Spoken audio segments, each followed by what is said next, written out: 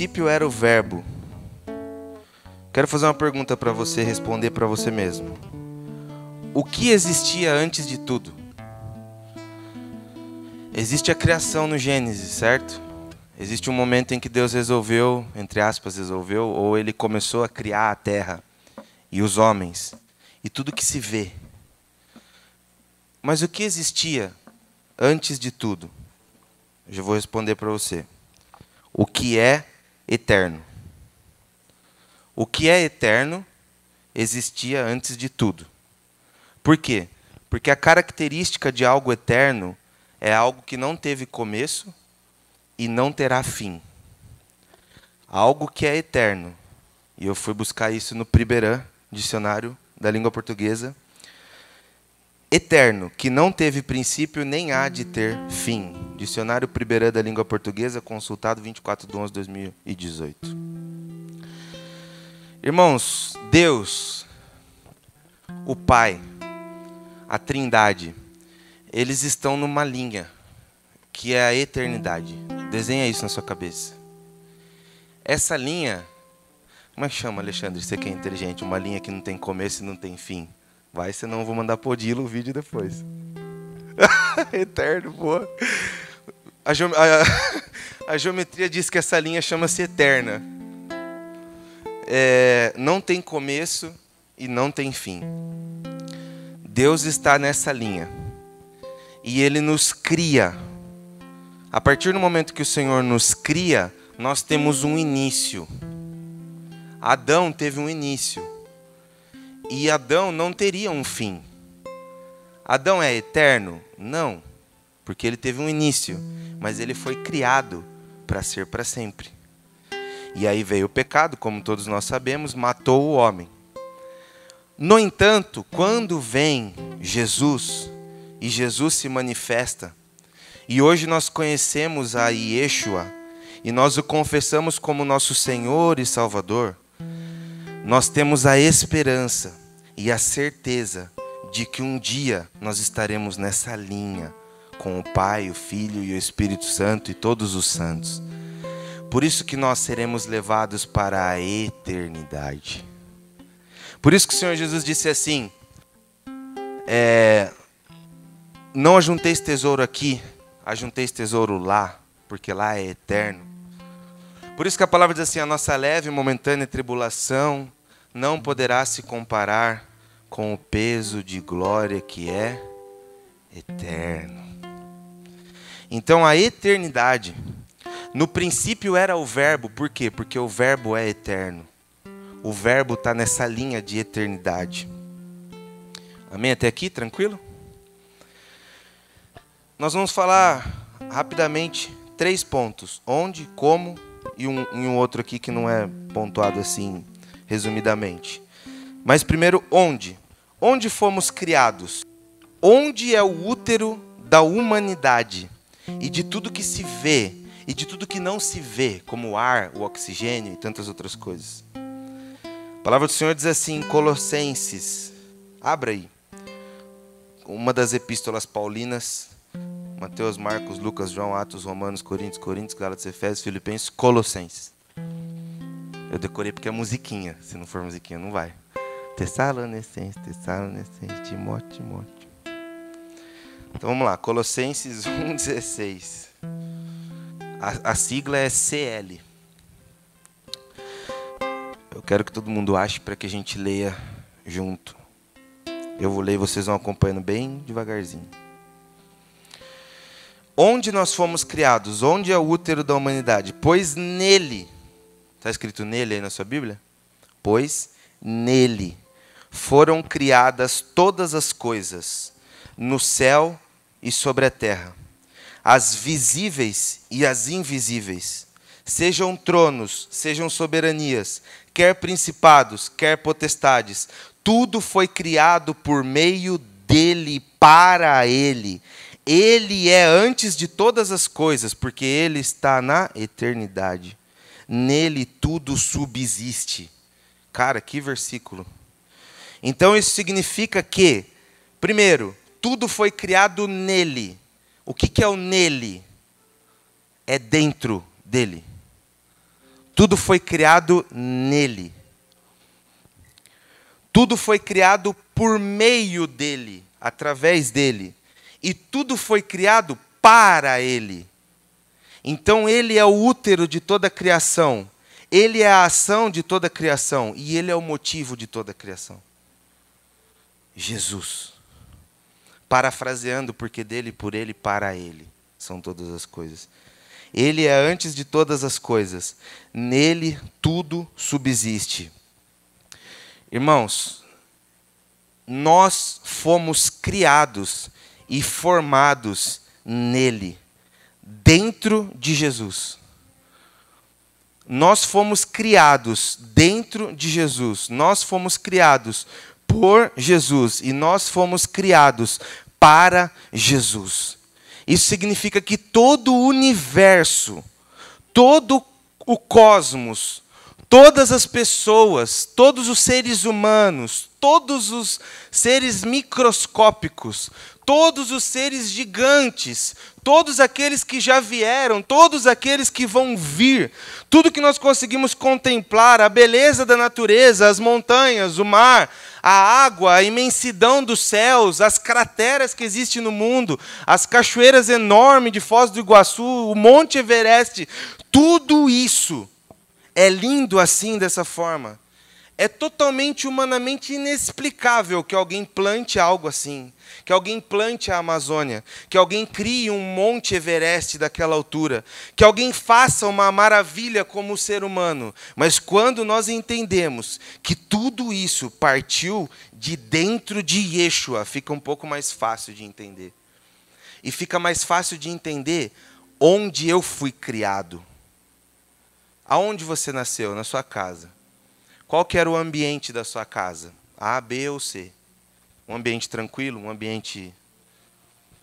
Qual que era o ambiente onde você foi gerado? Qual era o ambiente do ventre da sua mãe? Sua mãe sofreu enquanto estava grávida de você? Sua mãe apanhou?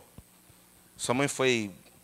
Gritaram com a sua mãe? Ofenderam a sua mãe? Bateram na barriga da sua mãe? Cara, a partir do momento que você entende que você foi criado nele, você entende que as coisas não começaram na sua casa, não começaram no ventre da sua mãe, elas começaram na eternidade. Porque ele é eterno. Você foi criado na eternidade. Lembra que semana passada nós falamos aqui sobre identidade? Por que que ele pode te dar uma nova identidade? Porque a essência do seu ser não começou na maternidade Borges. A essência do seu ser não começou no espermatozoide do seu pai. Isso é algo espiritual, irmãos. Tudo que começou aqui se degrada e acaba aqui. Cara, um dia a gente vai voltar para a terra e a terra vai fazer a gente virar osso. E aonde vai estar o Wesley de verdade? Aonde vai estar o Mateus? Aonde vai estar o Alexandre? Aonde vai estar a minha consciência quando os bichos me comerem no fundo da terra e eu não estiver mais aqui? Aonde vai estar a minha essência? Aonde ela foi criada, cara. C.S. Lewis dizia assim: o fato de nós ansiarmos coisas que nada nessa terra nos sacia nos mostra que nós viemos de outro lugar. Cara, nós viemos de outro lugar. O ambiente em que nós fomos criados não é o útero da nossa mãe, que nos ama e nos amou, e não é a casa que nós fomos criados, não é o ambiente em que nós vivemos. Onde nós fomos criados é no útero do Filho de Deus. Nós fomos criados nele, na eternidade. E aí o Senhor Deus nos cria, nos confia a barriga de uma mulher, assim como Ele confiou a Maria a semente do seu filho, para que a criasse. E a palavra do Senhor testifica isso quando diz que os filhos são o quê? Herança do Senhor, cara. Miguel não é meu, eu não escolhi o Miguel, e eu amo ele demais, mas quem deu ele para mim foi Deus. O Miguel, antes de ser meu filho, ou do dia em que eu com a Sara resolvemos, vamos começar a tentar ter um filho, o Senhor já tinha planejado o Miguel, o Senhor já tinha a personalidade do Miguel, o Senhor já tinha a consciência do Miguel, não havia hipótese do Miguel ser o Zé, ele ia ser o Miguel, ele ia nascer desse jeito, você ia nascer desse jeito. Quando o Senhor nos fala acerca de identidade, que nós conversamos semana passada, e o Senhor tanto martela, o Senhor Deus, irmãos, quando o Senhor entregou uma digital para um único ser humano, quando ele chegou para Adão, e ele chamou Adão de Adão e Eva de Eva, e não de fulano e ciclano, ele estava dizendo assim: eu os identifico aqui na terra, porque eu os conheço de antes da terra. Ele chegou para Jeremias, em Jeremias 1,5 diz assim, ele chega para Jeremias e anuncia: você vai ser profeta das nações. Jeremias diz: Senhor, eu sou uma criança. Ele diz: não, Jeremias, eu te conheci antes que formasse no ventre da tua mãe. Eu te santifiquei antes que você nascesse. As nações eu te dei por profeta. Ele testifica essa palavra no Velho Testamento. Ele está dizendo assim: Jeremias, você foi arquitetado por mim, que estou na eternidade, concebido na terra para um tempo em que você opere e faça algo em meu nome, até que você volte para de onde você nasceu.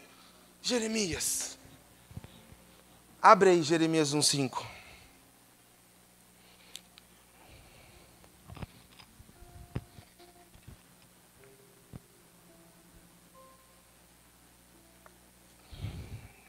Jeremias, Velho Testamento, depois de Isaías. Jeremias, JR 1,5.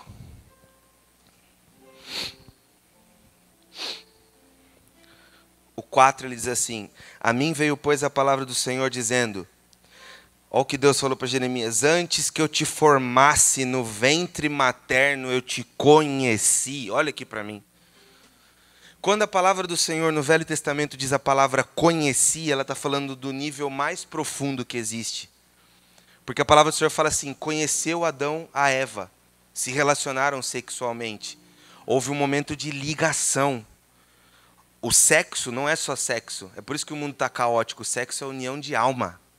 É uma alma juntando com a outra. Existem microfuros e microsangramentos. E Deus, você sabe como é que funcionam os pactos de sangue? Como Deus criou isso desde o começo. O filho dele morreu pelo sangue, para que pelo sangue dele tivéssemos vida eterna. Então, irmãos, quando o Senhor vem aqui e diz: antes que eu te formasse no ventre materno, eu te conheci, Ele está falando de algo extremamente...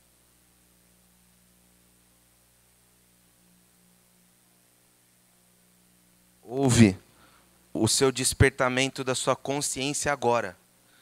E agora, você sabe quem você é, ou melhor, você sabe quem você é, mas eu te conheço antes do ventre materno. Jeremias, eu não estou preso no Cronos. Eu não estou no tempo cronológico. Eu estou num tempo atemporal. Eu estou na eternidade. Eu não envelheço, Jeremias. Eu não mudo.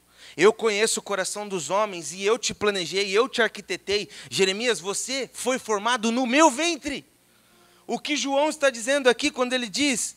Aliás, a palavra do Senhor em Colossenses, através do apóstolo Paulo, está dizendo aqui que nós fomos criados nele. É isso. É isso. É por isso que nós nunca estaremos saciados.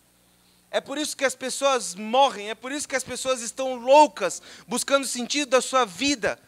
Por quê? Porque elas não nasceram só para esse tempo aqui, nem foram planejadas aqui, nem têm anseios daqui. Irmãos, um leão é extremamente feliz e completo vivendo na selva. Ele não sente falta nem ausência de nada. Um cachorro de rua vive de boa. Agora pega o seu cachorro que vive com você há 6 anos e tranca ele num canil. Ele vai definhar até morrer. Por quê? Porque ele foi dado algo que ele não tinha, que era o amor. Então eu e você temos dentro de nós um DNA incessante que pede para que nós busquemos a fonte de onde jorra essa água que bate em nós e tenta nos inundar. Essa fonte dessa água é o Senhor. Ele é a fonte do amor. Então eu fui criado dentro de um ventre de amor. De amor. Por isso que independente de onde foi o seu ventre materno, se a sua mãe... Se você nasceu num lar desestruturado, se você está hoje num lugar desestruturado, você não nasceu aí. Você não foi gerado aí. Você foi gerado em outro lugar. E nele você vai ter o resgate da sua identidade, o entendimento da sua missão e a capacitação para você exercer aquilo que você tem que fazer. Isso explica o pois nele, dentro dele, foram criadas todas as coisas. Então, onde é o útero da humanidade e de tudo que pulsa e respira? Jesus. Como era o ambiente ou o clima quando fomos criados? Agora, presta atenção nisso. Abra sua Bíblia em Provérbios, capítulo 8, versículo 22. Depois de Salmos.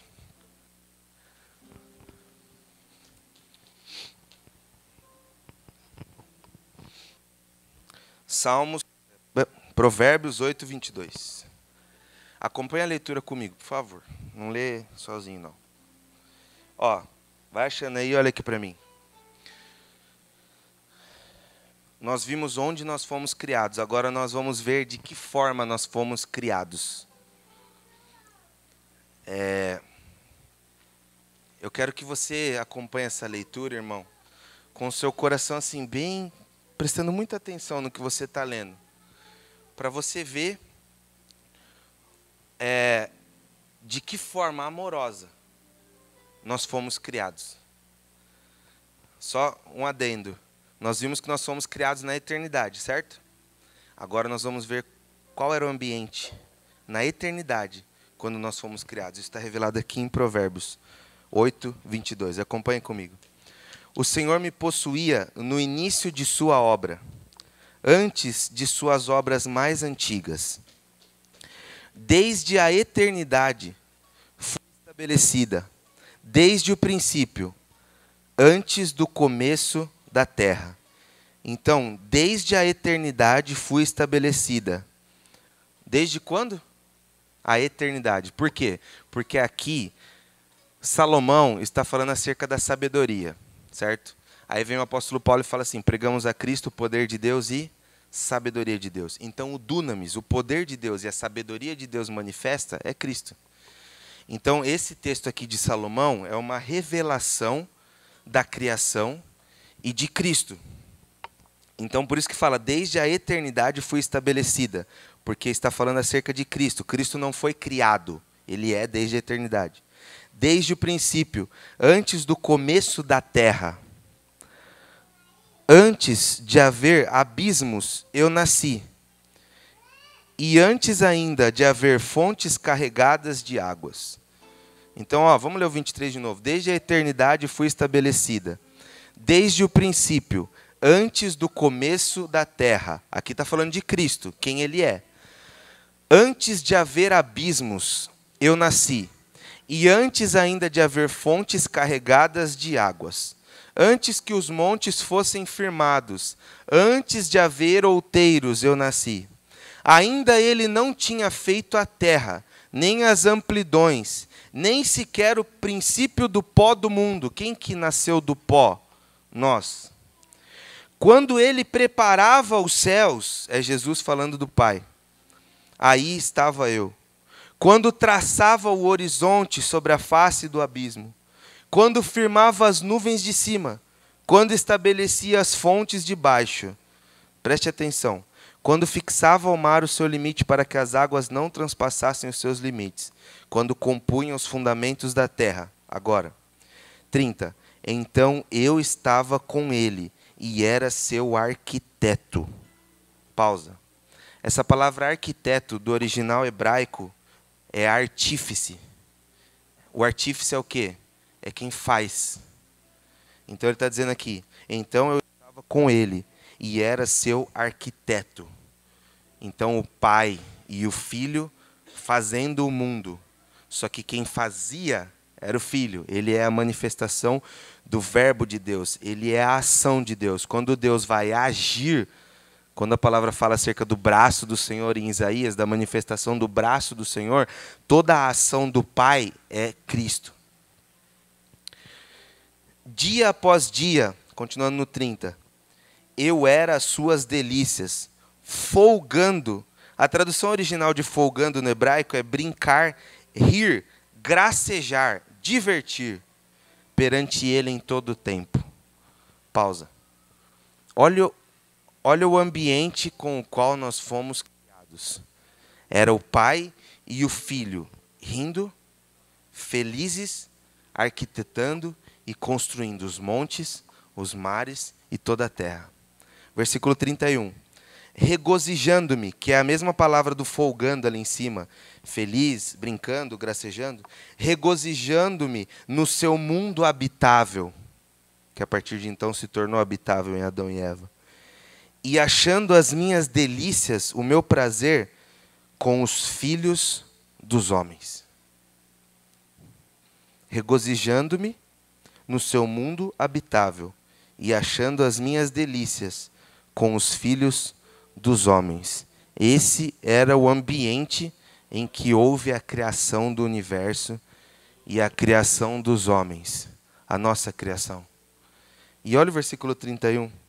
Regozijando-me no seu mundo habitável e achando as minhas delícias. A tradução de delícias é prazer. Achando o meu prazer com os filhos dos homens. Quem são os filhos dos homens? Somos nós, a criação. Então nós fomos formados, nós fomos criados em Cristo, na eternidade.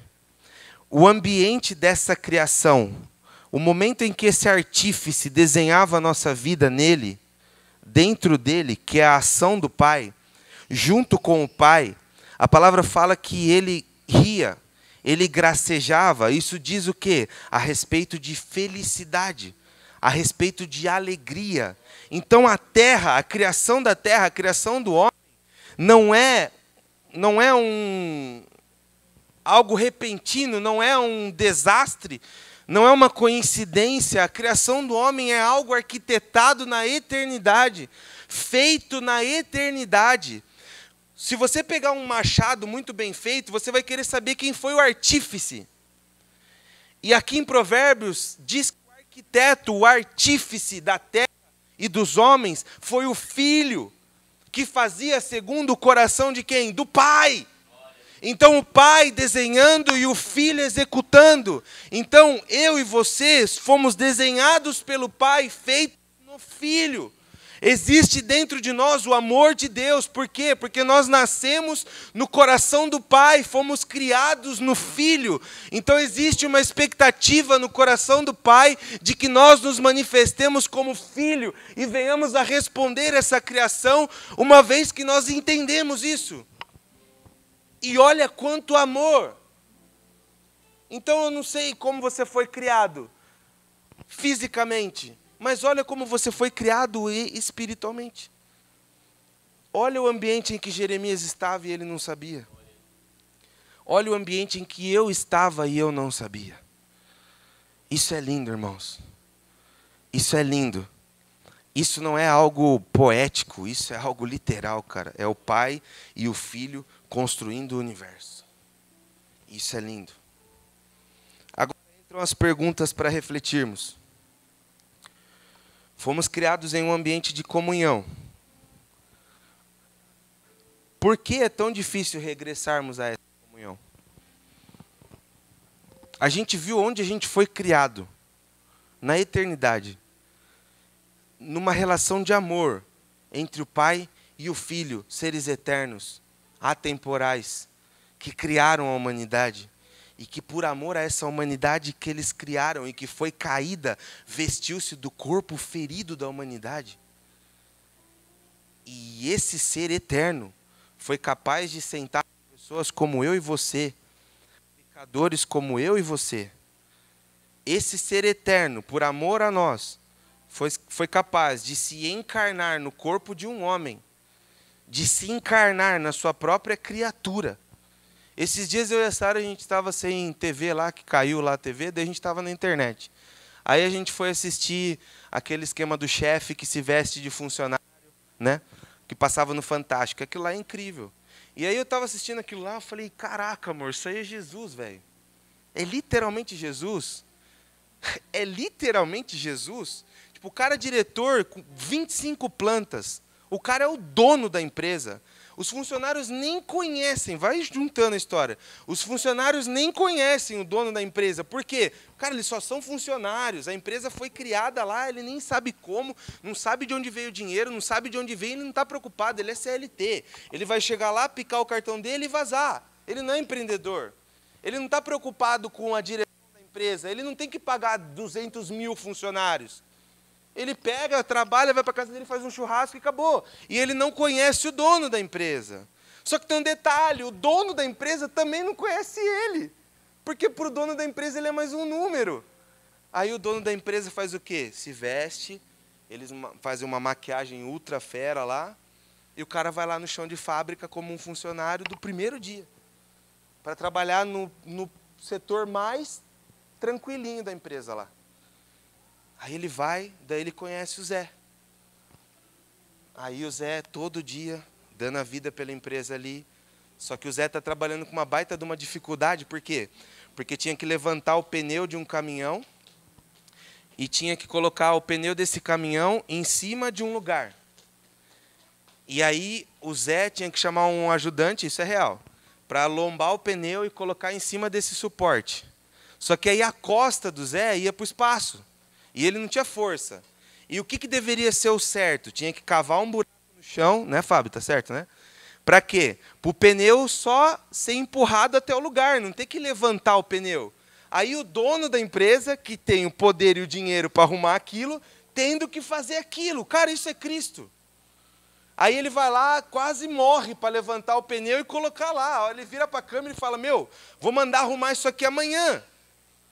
Então você entende que quando Cristo vem, toma as nossas mazelas. Quando Cristo vem, toma as nossas mazelas. Quando Cristo vem, se coloca no nosso lugar.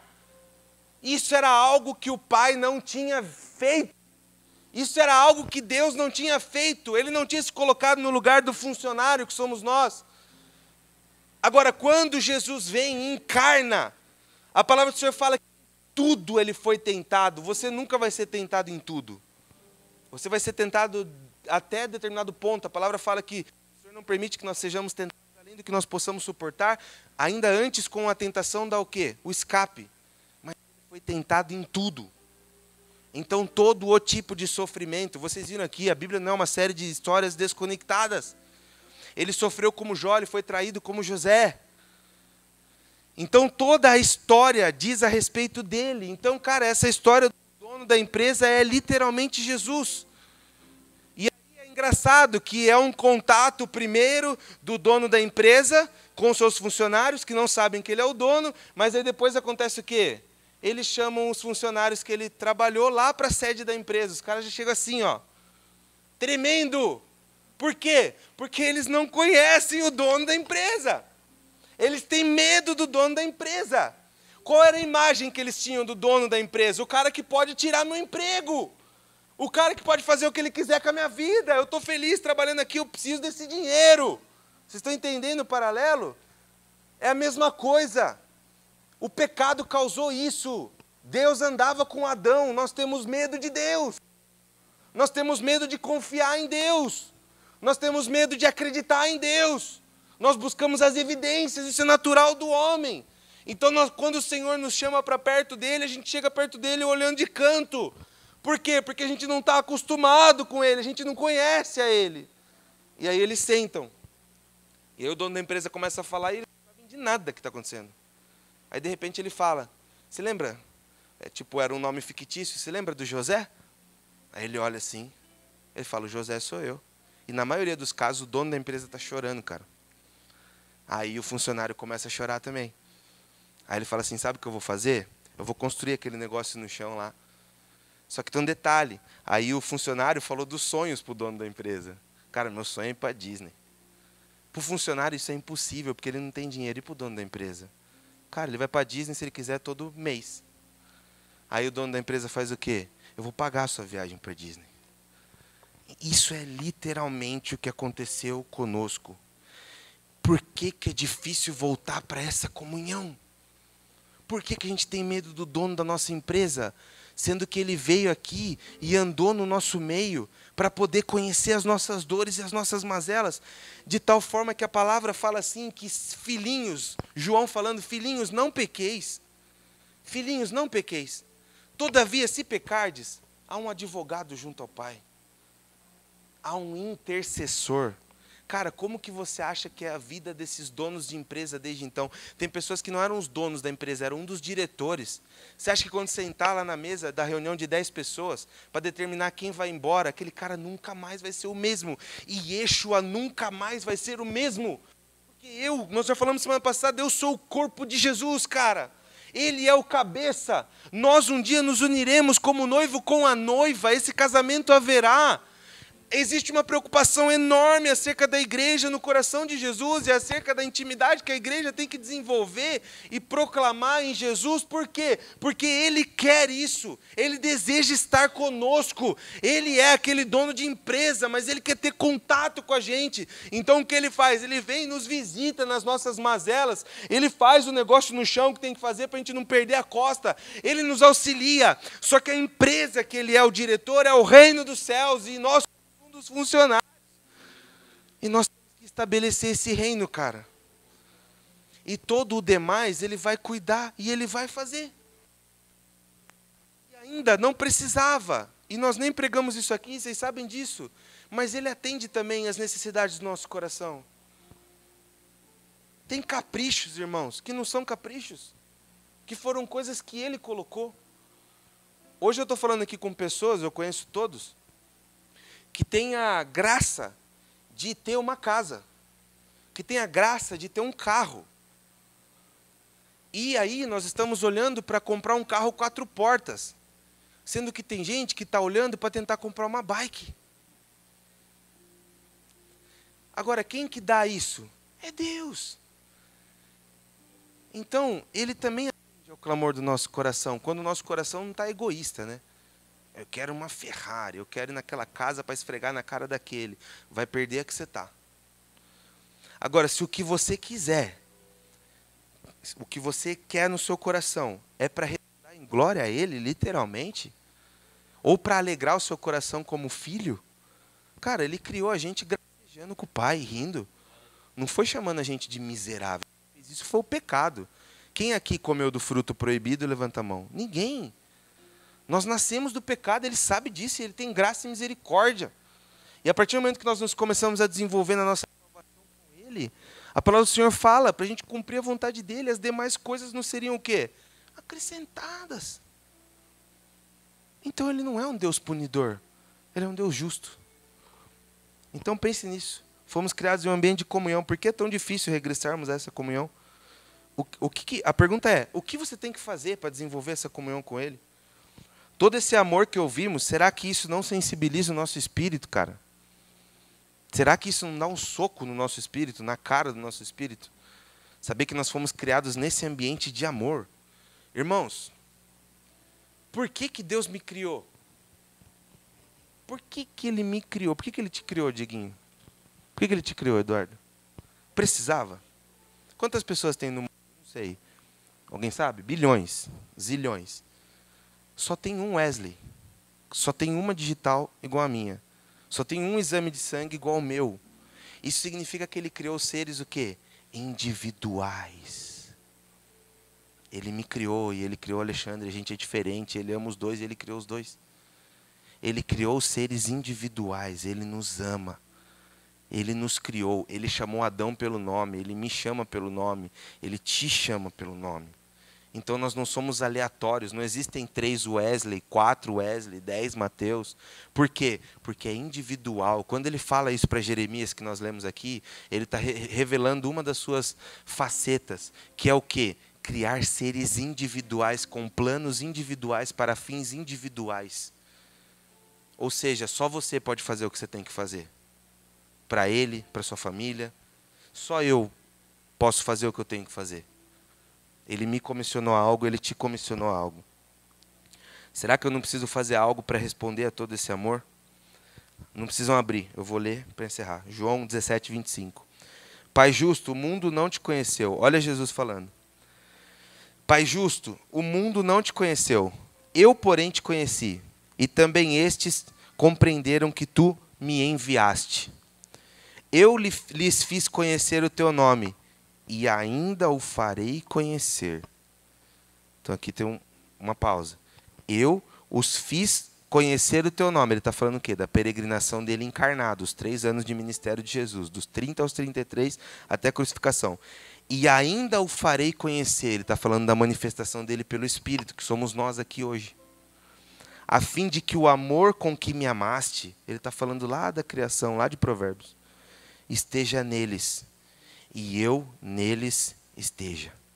Esse versículo resume a palavra de hoje. Resume o que a gente leu em Provérbios, resume o que a gente falou em Colossenses acerca de ser criado na eternidade. Preste atenção, tendo isso agora na consciência. Pai justo, o mundo não te conheceu. Quem conheceu o Pai desde a eternidade? O Filho, que estava ali encarnado falando. Eu, porém, te conheci. E também estes compreenderam que tu me enviaste. Ele não falou estes também te conheceram. Estes compreenderam que tu me enviaste. Por quê? Porque o conhecimento ia vir com o Espírito depois. Eu lhes fiz conhecer o teu nome, e ainda o farei conhecer, a fim de que o amor com que me amaste esteja neles, e eu neles esteja. A fim de que o amor com que me amaste esteja neles, e eu neles esteja. Cristo é a voz da eternidade se manifestando na terra. Tudo isso diz a respeito do amor do Pai com as nossas vidas. Nós fomos criados dentro de Cristo, que é o amor. Nós fomos criados num ambiente de amor entre o Pai e o Filho na criação. E nós somos chamados hoje para manifestar esse amor, para levar esse amor para frente e para se desenvolver nesse amor, que não é algo só sentimental, mas é algo consciente. E é algo que você recebe não só na sua alma, e a sua alma se sente amada, mas você recebe no seu espírito o amor de Deus te atingindo, a inquietação do Senhor te atingindo. Feche os seus olhos. Vamos orar ao Senhor.